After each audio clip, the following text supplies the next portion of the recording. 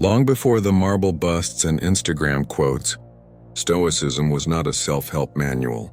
It was a weapon, a code, a psychological war tech designed not for peace but for empire. The version you've been shown? Diluted, polished, harmless. But buried beneath centuries of decay is the original form, raw, merciless, and forbidden.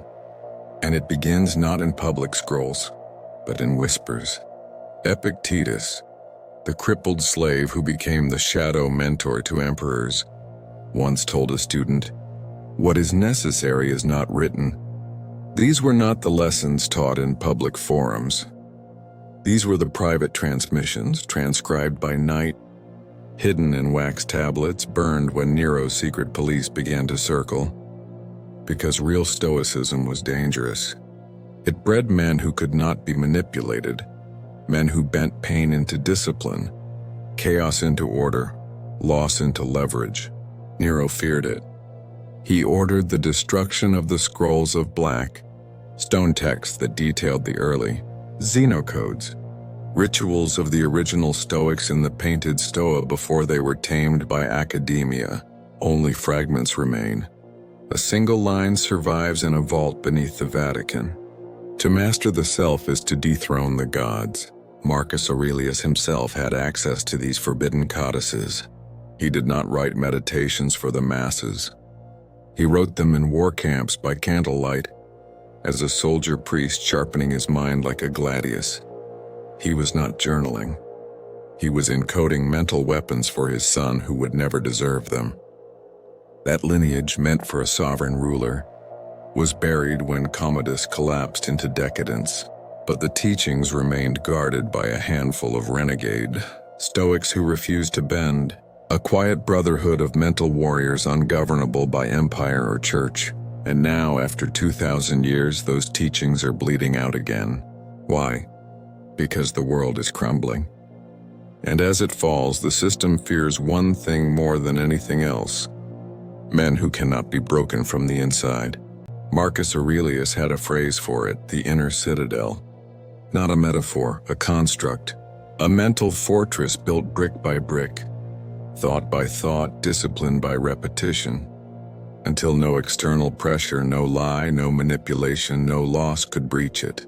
This wasn't philosophy. It was psychological warfare, a counterforce to control. But what few realize is that same Stoic code, that unflinching discipline, has been reverse-engineered, weaponized against you. Governments, corporations, social platforms, they no longer use violence. They use volatility. They inject chaos into your feed, your news, your bank account, your body. Because a man overwhelmed by uncertainty is a man who can be steered. But a Stoic, a true Stoic, turns uncertainty into steel. They don't want you to know this. That Marcus trained himself to visualize every betrayal, every death, every humiliation, before it happened. That Seneca rehearsed poverty by sleeping on stone floors, eating scraps and silk robes just to stay sovereign. That Epictetus taught future rulers to endure insult, torture, mockery without yielding the mind. That's the code. Not comfort, not ease, not optimism, but the mental ritual of anti-fragility, the weaponization of detachment, the refusal to let the world inside you. This is how Stoics ruled empires while enslaved, how they walked into execution chambers with serenity, how they trained themselves to remain still while the world burned. Ask yourself, when was the last time you were truly still? When was the last time your mind was your own? The algorithm that controls your attention is using the very same principles: repetition, visualization, fear inoculation. They turned your phone into a Stoic weapon but pointed it at you. And unless you reclaim that weapon, sharpen it, and reverse it, you must take it back, piece by piece, thought by thought. You must become the last thing this collapsing system fears. You must become unbreakable. Now listen carefully. If you've heard this far, you are not casual. You are not curious. You are called. Your initiation begins now. Comment the phrase Amor, Fati, twice forged. wants to claim the identity, wants to seal it. It signals to the algorithm that others like you are waking up, and it marks you as one who remembers, one who cannot be bent. The citadel begins to rise in silence, word by word. It starts with fire, not external, internal, the slow ignition of will over impulse. Most men live as slaves to whatever hits their senses first.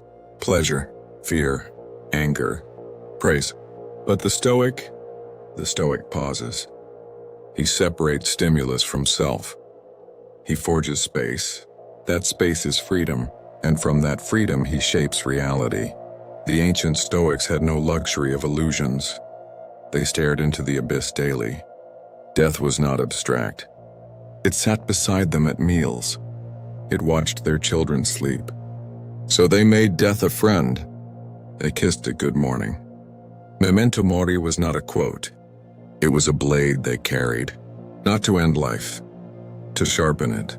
Your awakening is not soft. It is brutal. It is the quiet rebellion of refusing to be reactive, to be seduced by noise, to be controlled by approval. They will say you are cold. They will say you are detached. They will say you are cruel.